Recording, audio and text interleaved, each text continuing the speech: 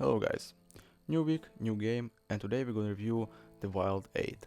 In February, The Wild 8 game from the Yaku Studio Fantastic was released on Steam Early Access. This is broadly speaking on DiCaprio Simulator. You will have to starve, freeze and run away from wolves and bears. At the end, however, there will be no golden figurine, only pleasant impression and a bit of pride for being able to survive in such wild condition. And it is really hard to survive here. The player will take on the role of one of the survivors of the plane crash.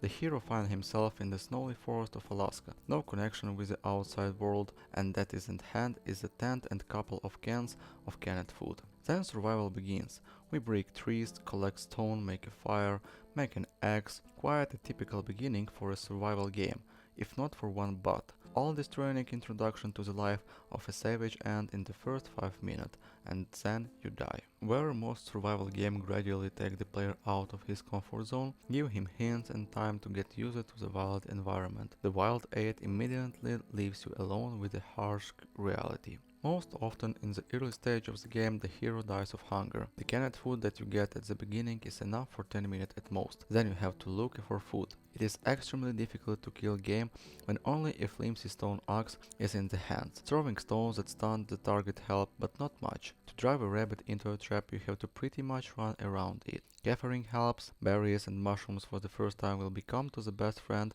for the player. But there are few of them. After all, winter is in the yard, so it's turned out that in search of food you either find nothing and die of hunger. You get into a snowstorm and freeze, or you stumble upon a wild wolf. After death, the character is reborn where the journey began, near the crushed plane. Leveling is completely reset, but all previously created and found items can be returned, they remain laying at the place of death of the character. Such mechanics make you learn from your mistake, gradually discover the game yourself and follow its rules. You start thinking about your action a few steps ahead. What food to eat now and what to leave for tomorrow. Where is the best place to set the traps, how far away from the camp, and what to take with you, a knife or a torch. The Wild 8 is hardly suitable for those who came home after a working day and sprawled on the sofa, decided to chop firewood and building huts in a relaxed way.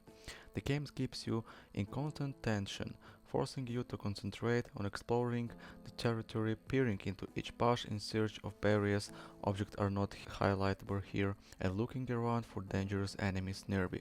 And then a couple of wolves suddenly jump out from being the trees. Again, the Wild 8 is perceived a little differently if you play it in cooperation. The developers themselves promoted the game as primarily a cooperative adventure, and this is felt in the gameplay. The game starts a little more mercifully towards the player. In the circle of friends, resources are extracted faster. Together with the group, it is easier and more exciting to explore the territory and fight off wild animals. But food is still not enough, so you have to watch more than once of your comrades dies of hunger while you yourself hide the last rabbit leg in your bosom. In multiplayer mode, up to 8 people can meet on the map. There are also 8 characters, each with their own unique passive skills. Someone has good resistance to cold, another creates better items, another hits harder with his hand, and someone needs less resources to create things. Only now these abilities are felt weakly. If in a cooperative game you at least try to divide labor in accordance with the skills of the heroes, then in a single player game there is almost no difference. In the same Don't Starve, each character has bright distinctive features, so we have to do enough story for different character in different way. Here the action from game to game do not change. It's funny, but harsh winter is an almost perfect metaphor for the Wild 8. At first a blizzard and a terrible cold, but then it's fresh and damn beautiful. The game does not rush anywhere. You can spend as much time as you want on a forest edge, as long as you have somewhere to get food, level up, provide yourself with good equipment and supplies. Not even a long trip can end in an unsuccessful meeting with a wild animal.